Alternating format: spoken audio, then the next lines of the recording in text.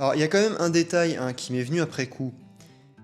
Bon, déjà, il est habillé, le patient, ça vous aviez compris. Il a gardé ses baskets. Bon, à la limite, ses pieds dépassent de la table. Je trouve ça quand même vachement dégueu, mais bon. Je veux dire, moi, typiquement, j'accueille des amis chez moi, ils mettent pas leurs pieds sur mon canapé. Alors, encore moins sur mon bench, sur ma table d'examen. Mais bon, ça, c'est pas ce qui me choque le plus. Ce qui me choque le plus, c'est que le professionnel, il met ses patounes, là, il met sa mimine en dessous de la chaussure. Donc là, il ramasse à peu près toutes les cochonneries possibles et imaginables que le gars transporte sous ses pieds. Il se les met sur sa main. Donc là, ses mains, elles sont souillées, littéralement. Et après, j'ai bien vérifié, il n'y a pas de coupure. Hein. Juste après, voilà, je te mets les mains sur l'épaule. Et puis, je sais pas, je vais peut-être venir te faire un petit massage crânien et mettre mes mains au niveau du visage. À quel moment tu touches les pieds de ton patient, tu te laves pas les mains et après tu mets tes mains sur le visage du patient? Mais c'est dégueulasse. Bonjour, je m'appelle Guillaume Cros, je suis chiropracteur, c'est un plaisir de vous retrouver aujourd'hui. Et aujourd'hui, nouvelle vidéo d'analyse, de réaction, à votre plus grand plaisir et pour mon plus grand désespoir. Vous savez que j'adore ce type de contenu. Pour celles et ceux qui découvrent ce format de vidéo, petite explication. Pour les autres, on se retrouve juste après. Le concept. Je prends une vidéo de chiropraxie, de médecine manuelle, qu'un abonné ou patient me recommande. J'analyse, je réagis, en bref, je donne mon avis. Est-ce de la chiropraxie? Est-ce une manipulation correcte? Est-il un charlatan? Ce format prône la bienveillance, c'est un avis professionnel, objectif et subjectif. Après tout, moi aussi, je peux me laisser submerger par les émotions. Je me permets de donner un avis, mais mon avis est à prendre avec des pincettes. Je suis très loin d'être le meilleur chiropracteur, loin de là. Bon visionnage. Bon, il semblerait que cette fois-ci, vous ayez voulu m'épargner. Pourquoi je vous dis ça? En fait, l'abonné qui m'a conseillé la vidéo, il m'a dit plus ou moins, Guillaume, je te conseille cette vidéo, ça m'a l'air qualitatif, et en plus, il y a un examen clinique. Alors vous savez, moi, l'examen clinique, pour moi, c'est du pain béni à regarder. Bon. Après, encore une fois, c'est pas parce que dans une vidéo d'internet, il n'y a pas d'examen clinique, qu'il n'y a pas du tout d'examen clinique. Peut-être que le professionnel décide juste de ne pas montrer l'examen clinique dans sa vidéo. Ça le regarde, il fait ce qu'il veut. Bon. Et puis en plus, plus le temps passe, plus je fais des vidéos sur ce sujet, et plus il semblerait que vous soyez de plus en plus compétent pour voir éventuellement si ça ressemble à de la qualité ou pas. Donc forcément, quand maintenant un abonné me dit que c'est de la qualité, peut-être que c'est vraiment de la qualité. Hein. Donc en tout cas, on va regarder ça. Moi, je peux pas résister à l'envie de regarder. You're supposed to get right there, Bo, and I want you to close your eyes for me and bend your head forward and backwards. Bon, déjà, je sais pas trop ce qu'il fait. Il me demande de fermer les yeux, de mettre la tête en arrière. Bon, si tu testes les amplitudes de mouvement, flexion-extension, bon, ce serait quand même cool de regarder, parce que là, je sais pas, il lui demande de baisser la tête, machin, de faire son test clinique. Puis derrière, lui, il regarde à côté, il va chercher ses papiers, il regarde la météo. Bon, euh, je sais pas quel était le but escompté. Est-ce que c'est une sorte de ce qu'on appelle le test de Rombert, où le patient est debout, il ferme les yeux, et le professionnel cherche à voir du coup s'il y a un déséquilibre. Je sais pas. Enfin, en tout cas, pour moi, ça ressemble pas à ça du tout, un test de Rombert. Mais bon. Le monsieur, il a l'air d'avoir de la bouteille. Hein. On sent qu'il a eu quand même une bonne expérience dans le domaine. On va voir. Hein. Encore une fois, on essaie de rester le plus objectif possible. This posture's a little bit more. Il prend ses petites notes. Pourquoi pas, très bien. Je vais rien dire sur le site vestimentaire. Bon, aux États-Unis, il y a deux écoles. Il y a ceux qui font archi attention, ils sont en tenue limite, on dirait qu'ils sont en bloc chirurgical et qui vont opérer alors que ce ne sont juste que des chiropracteurs, hein, encore une fois. Et là, il y en a d'autres, bon, ils sont en short, t-shirt. Bon, à la limite, pourquoi pas. You work from the left side of your table mostly? I'll be low. Yeah. I think my torn pec on my right shoulder. Pulling it around. Yeah, it's okay. Ah, mais je le reconnais. Lui, c'est le docteur Bo Hightower. En gros, c'est un monsieur que j'ai déjà analysé sur ma chaîne, donc n'hésitez pas à regarder mes autres vidéos d'analyse. Lui, pour le coup, je sais ce qu'il en est. Par contre, l'autre monsieur derrière, lui, je l'ai pas vu tant que ça. Bon. You got a little forward translation yourself, a little bit positive, the cervical device. Il est en train de faire une analyse statique, une analyse posturale, a priori. Encore une fois, je suis pas bilingue. Bon, par contre, quand tu fais ça, tu demandes au patient quand même de retirer son haut, quoi. C'est quand même plus pratique pour voir si tu as des contractures, des signes d'inflammation, rougeur, chaleur, gonflement, des cicatrices éventuellement. Bon, habillé comme ça, c'est déjà que l'analyse statique comme ça, c'est de moins en moins efficace. Enfin, en tout cas, scientifiquement, on se rend compte que ça sert pas trop à grand chose. Alors, en plus, si le patient est habillé, C'est vraiment discutable. Okay, left. You see. Ok, bon, il s'allonge. This in reverse order. Besides the tightness in the hamstring, do you feel any lower back pain or shooting leg pain? Bon, il cherche à voir si ça recrée des douleurs au niveau lombaire en faisant ça, ou si ça crée éventuellement des décharges électriques. C'est un test orthopédique, on pourrait presque dire un test neuro, hein. La manœuvre de la SEG, pourquoi pas. Ça, en tout cas, c'est pertinent. Après, le patient, je pense pas qu'il vient pour un motif particulier, hein. C'est un peu un check-up complet. Donc, encore une fois, est-ce qu'il y a vraiment un intérêt à faire un examen neuro chez ce patient-là ou ortho? Bon, je préfère qu'il soit beaucoup trop précautionneux que pas assez. Your leg pain there? Good. This one. If I push down like this, is there any hip or back pain? Good. Ça, c'est la manœuvre de Faber, donc c'est pareil, c'est une manœuvre orthopédique pour voir si éventuellement il n'y a pas une coxopathie, enfin, en tout cas, voir s'il y a une pathologie a priori grave ou s'il y a quelque chose. C'est quelque chose que j'utilise au cabinet et c'est très bien. Same thing on this side.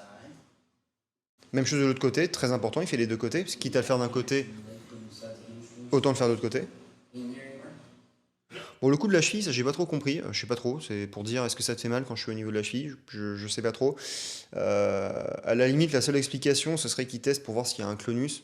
En fait, pour vous expliquer simplement, alors je vais vous donner plein d'infos un peu neuro dans la vidéo, ça à prendre avec des pincettes, c'est de la vulgarisation. Mais en fait, l'idée, c'est que tu as certains patients qui ont des affections neurologiques.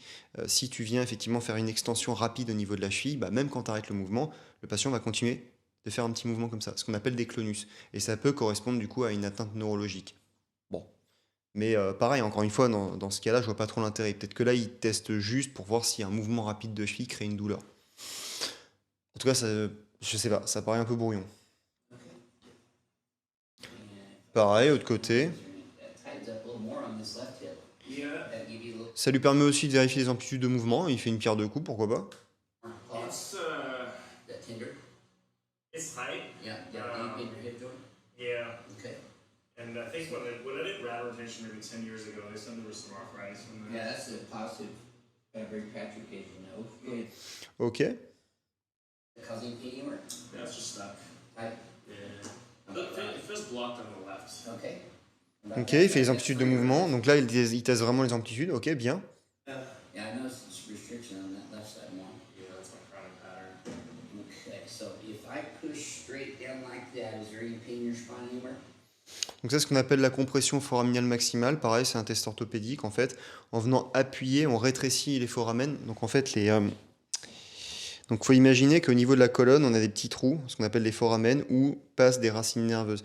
Et en fait, en venant appuyer, tu diminues l'espace où la racine peut sortir.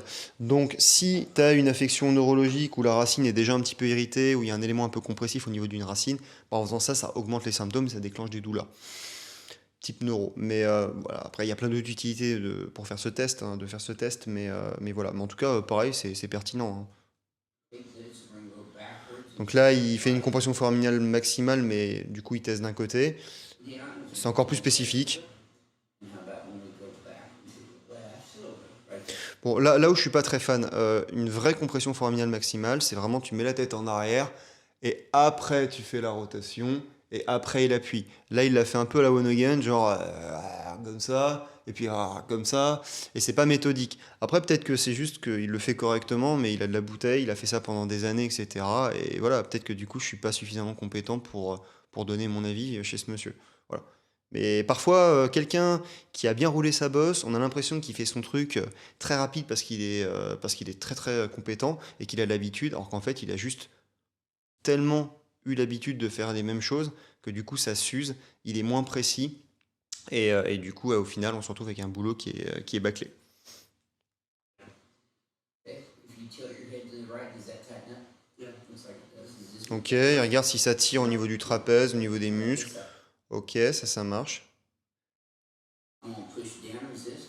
Great. Now I can stand on your arms. Man.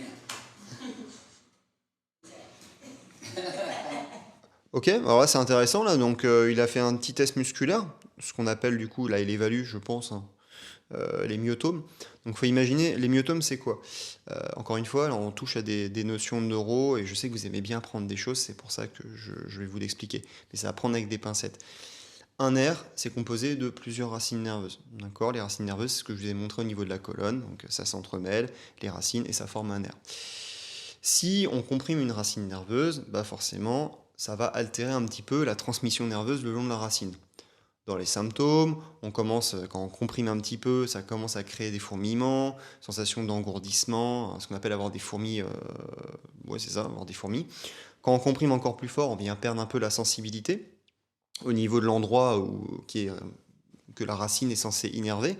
Et au bout d'un certain temps, on peut même avoir une perte de force musculaire. Donc là, c'est ce qu'il teste. Et là, il teste la racine. Voilà, la racine, c'est 5. Bon. Là, il l'a testé, pourquoi pas. J'ai l'impression qu'il s'arrête là-dessus. Pourquoi? Je veux dire, si tu commences à faire un examen neuro, autant le faire à fond. En plus, les myotomes, ça prend pas longtemps, hein. Là, en 30 secondes, il a testé tous les myotomes, hein. T'es comme ça, clac, tu testes extension, flexion, extension du carpe, flexion du carpe, les interos. Enfin, bref, c'est vraiment super rapide à faire. Mais bon,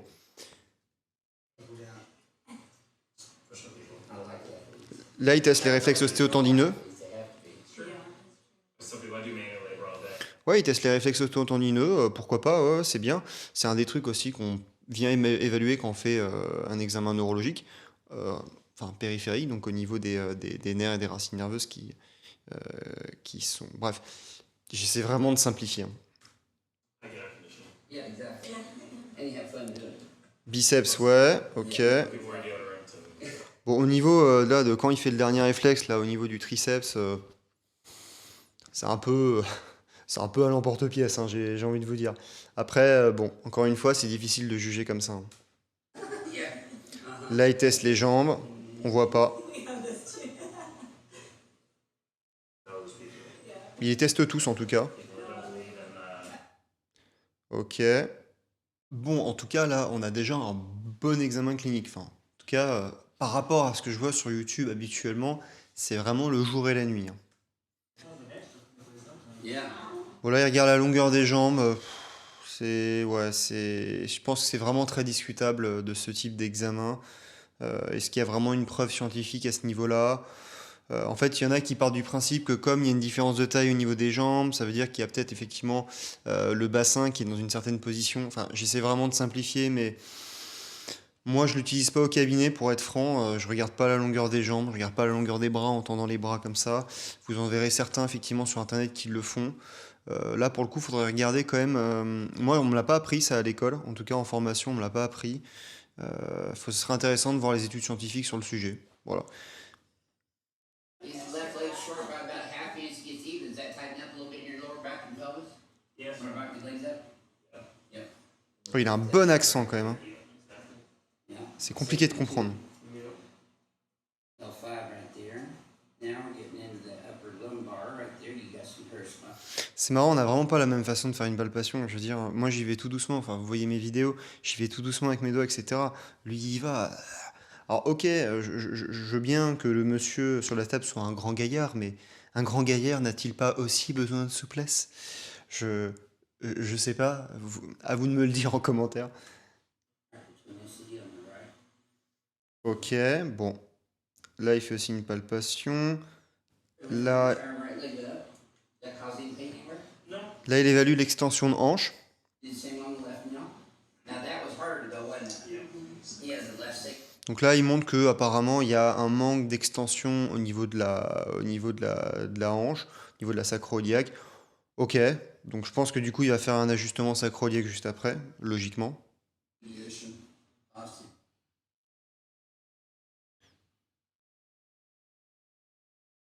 Ok. So for those of you watching, this is Dr. Bo Hightower from Albuquerque, New Mexico, and yeah, I'll let you stand up and tell them about your practice here in a second.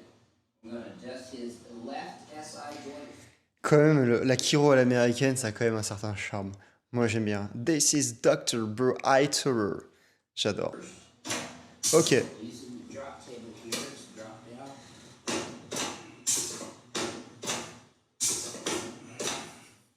And then his right arm, and then I'm going to come straight into this left side of the sacrum and it's good. Alors, bon, il y a beaucoup de choses à dire. Ok, il a remarqué qu'il y avait un manque d'extension au niveau de la sacroiliaque, au niveau de la hanche. Bon, donc vouloir redonner de l'extension, pourquoi pas, mais ça sert à rien de mettre 15 boîtasses. Là, il utilise une table avec des drops. La différence avec ma table aussi, elle a des drops, hein, je le fais juste très rarement, donc vous ne me voyez pas forcément le faire. La grosse différence avec ma table, c'est que moi, j'active les drops, donc ça monte. Quand j'appuie sur le dos du patient, ça redescend, et après je suis obligé de rappuyer sur la poignée pour que ça remonte. Lui, il a une poignée, ça se voit que c'est, je crois que c'est hydraulique, quelque chose comme ça, donc il appuie sur la poignée, et enfin sur la pédale, voilà, j'en cherche mes mots, et boum, du coup la plateforme remonte, il peut le faire 25 fois, mais je vois pas trop l'intérêt de le faire 25 fois. Enfin bon, surtout que là en fait il couvre toute la région lombaire.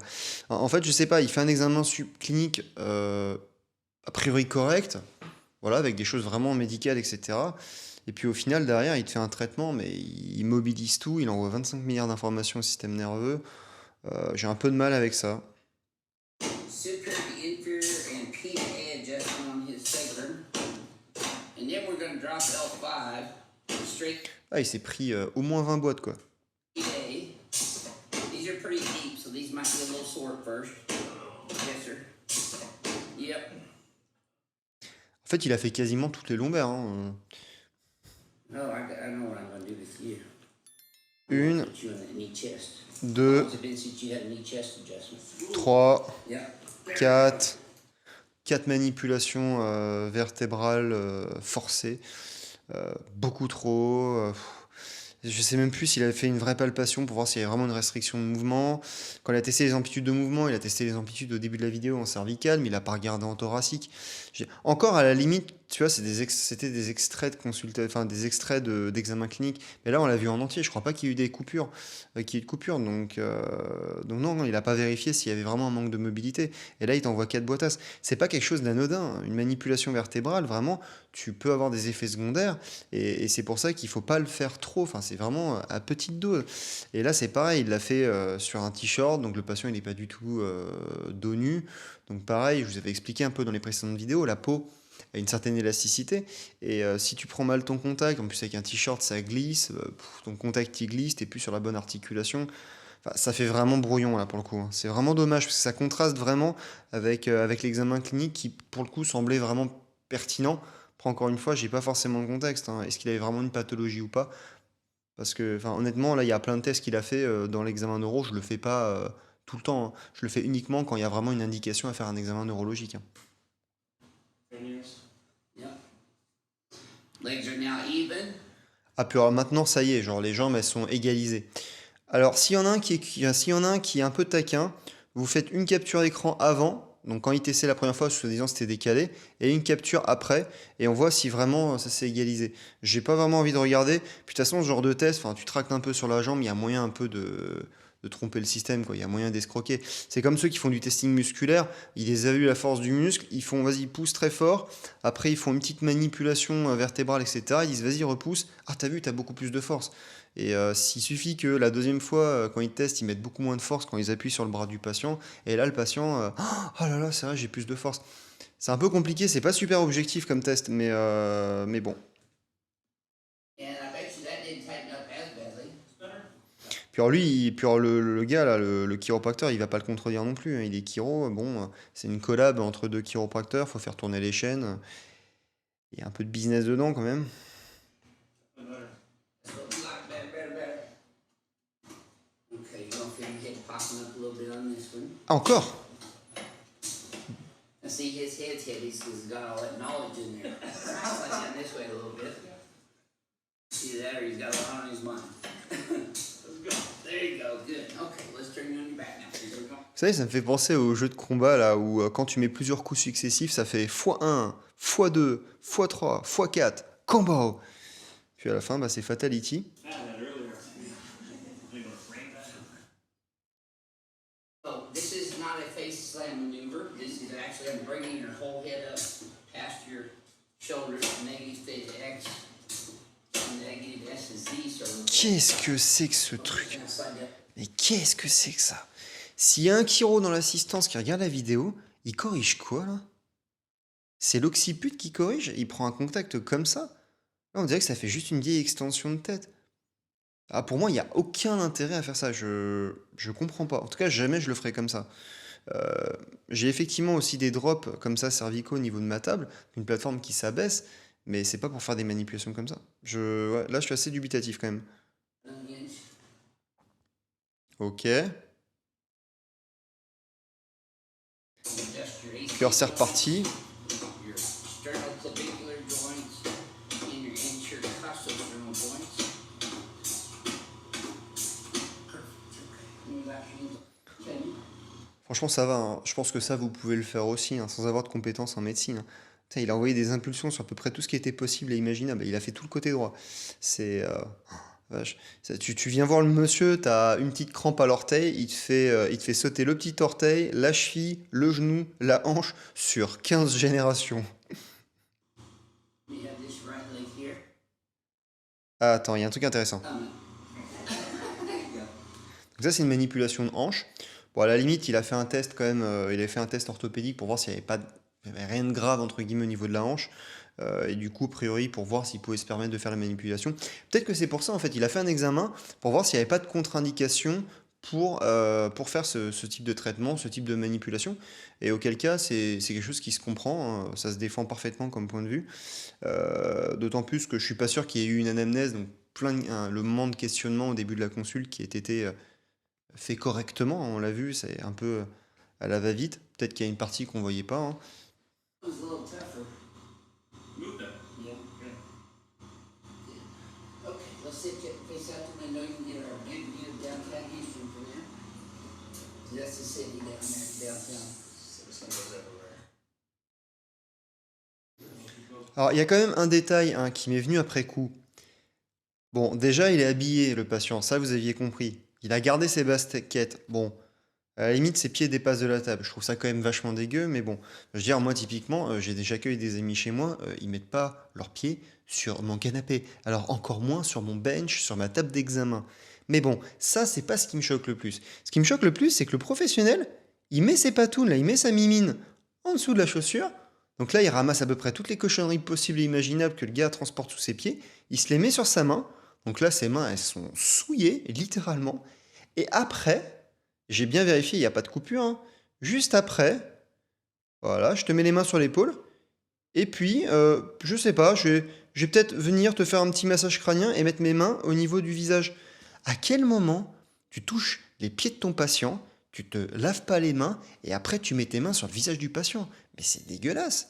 Mais enfin, déjà, moi je ferai jamais ça parce que je respecte le patient et parce que je me respecte aussi. Et même si mon patient il est pieds nus, mais jamais j'irai toucher son visage ou son cou après avoir touché ses pieds. Je me désinfecte les mains, j'ai du gel hydroalcoolique, j'ai un évier à côté, machin.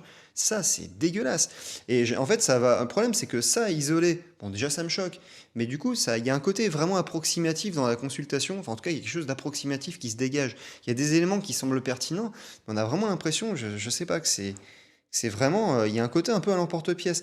Je peux me tromper, hein, mais en tout cas, par contre, là, sur le truc d'hygiène, c'est indiscutable, hein. Vous me dites ce que vous en pensez en commentaire. Votre professionnel, il vous fait ça, vous réagissez comment? Moi, on me touche les pieds comme ça. On me touche mon visage. Le lendemain matin, j'ai une deuxième tête qui pousse et je me transforme en Godzilla, hein. Et le seul point commun que j'aurai avec la veille, c'est que je resterai un mammifère. Mais c'est tout. Ah, c'est dégueulasse.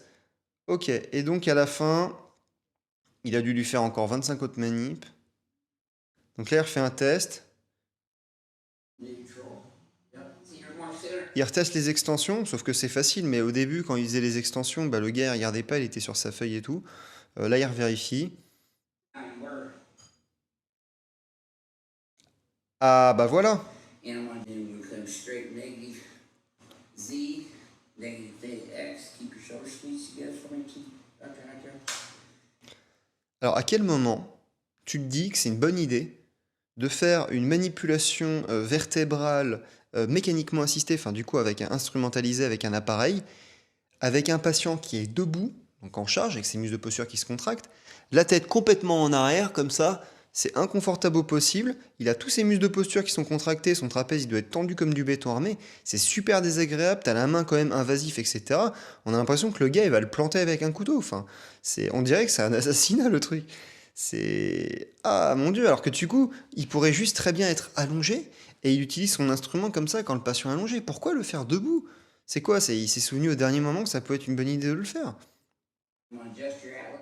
Oh, but this is the Bon, je pense que j'ai vu assez pour faire la petite conclusion. Bon, chers abonnés, que vous dire pour ce débrief d'analyse?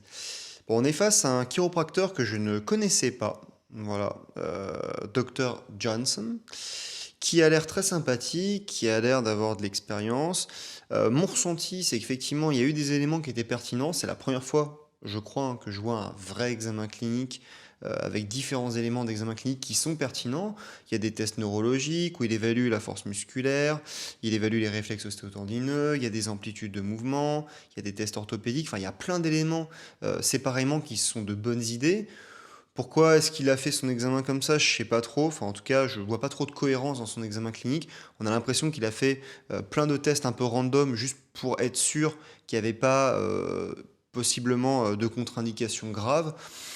Je sais pas. Enfin, en tout cas, c'est pas comme ça que je procède. Moi, quand le patient vient me voir, il vient avec une douleur, il y a une symptomatologie précise, je pose un diagnostic, et du coup, mon traitement est focalisé sur le diagnostic. Donc, en fait, je vais pas traiter l'épaule, plus le bas du dos, plus la hanche, plus machin. Et à la limite, même si le patient, il venait pour de la prévention, donc il n'a pas de motif particulier, c'est juste un check-up global, mais je vais pas faire autant de manipulations comme ça. Le bonhomme, là, il a été utilisé une technique Thompson, il me semble que c'est ça le nom Thompson, c'est la technique avec les drops comme ça qui s'abaissent, mais il lui a mis je sais pas combien de boîtes. S'il y en a en commentaire qui sont un peu taquins, amusez-vous à les compter et mettez-les en commentaire. Mais je pense qu'il a dû se prendre quasiment 40 ajustements, quoi. Alors même si c'est mon vécu comme moins intense par le patient versus une vraie grosse manipulation, au final, faut réussir à encaisser ça, hein. Donc bon, je suis assez mitigé. Je suis à la fois agréablement surpris et à la fois déçu, hein. Quand j'ai vu comment la consultation partait, je me suis dit que ça allait être vraiment de la grosse qualité. Et puis au final, on retrouve un peu le côté à l'américaine, un peu démesuré. Il y a 25 fois trop de trucs. Je sais pas. S'il y a des chiropracteurs, dites-moi ce que vous en pensez. Peut-être que j'ai abusé. Peut-être que du coup, je suis mal placé pour pouvoir donner un avis. Peut-être que du coup, il a tellement d'expérience que du coup, ses tests ortho, son examen, il le fait vraiment très très rapidement. Et du coup, je me suis trompé dans mon jugement. En tout cas, c'était la Chirocro. S'il y a d'autres suggestions de vidéos, envoyez-les-moi du coup là, par commentaire. Et je me ferai un plaisir de les commenter. C'était la Chirocro. On se retrouve très très vite pour une prochaine vidéo. Merci et au revoir.